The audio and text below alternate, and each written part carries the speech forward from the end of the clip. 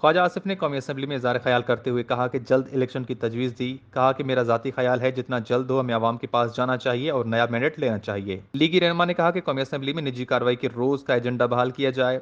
कल अरकान निजी कार्रवाई का एजेंडा चलाना चाहते हैं। ख्वाजा आसिफ ने कहा कि कल डिप्टी स्पीकर के इंतखाब के लिए अरकान कागजात नामजदगी लेंगे। परसों डिप्टी स्पीकर का इलेक्शन होगा। वैसे भी एजेंडे पर कोई ज़्यादा काम नहीं है। उनका कहना था कि जब आवाज़ें सलब कर ली जाती हैं तो आतिशफशां फटता है। मुल्क को 3 साल में महंगाई की आग में छोड़ कर गए हैं। इमरान खान मुल्क को दिवालिया कर चुका है। खुद साख्ता सादिक और अमीन ने धज्जियां बिखेर दी। ख्वाजा आसिफ ने कहा कि अपने हवारियों के खरबों रुपए बना लिए हैं। मुल्क कंगाल कर दिया है।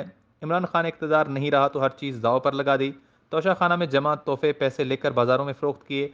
खुद साख्ता सादिक और अमीन ने धज्जियां बिखेर दी। उन्होंने कहा कि हमें गद्दारी का इल्ज़ाम देने वाले ने खुद इसराइल और भारत से फंडिंग ली। अब तो हद हो गई है कि सहाफ़ियों के घरों पर हमलों का प्रोग्राम बनाया गया। बैद नहीं कि ये कहीं दीगर लोगों के घरों तक पहुंचकर मुल्क को सिविल वार की जानिब न धकेल दें। सहाफ़ियों के घरों पर हमले का प्रोग्राम बनाया गया। ख्वाजा आसिफ ने कहा कि ऐसी सूरत हाल और ऐसा रवैया रवाज हो जाता है तो फिर मुल्क में कुछ नहीं रहता। कप्तान ने पहली तकरीर में अदालत को भी तनकीद का निशाना बनाया। एहतजाज करना उनका हक है, होना भी चाहिए। अवाम से रुजू करें। लीगी रहनुमा ने कहा कि 3.5 साल में महंगाई और अमन अमान को उन्होंने कहाँ तक पहुंचाया। ओवरसीज पाकिस्तानियों तक नफरत का सिलसिला पहुंच चुका है जो खतरनाक तरीन है। ख्वाजा आसिफ ने बताया कि नया वजीर आजम किसको फोन करके नहीं कहता कि केस बना दो। जहनी बीमार शख्स 4.25 साल वजीर आजम रहा।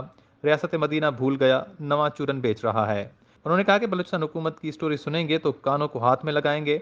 हम बड़े नाजुक दौर से गुजर रहे हैं। जिम्मेदारी का मुजाहरा करना होगा कि हालात बिगड़ न जाएं। हमारी हुब्बुल वतनी के सर्टिफिकेट अब इमरान बांटेगा।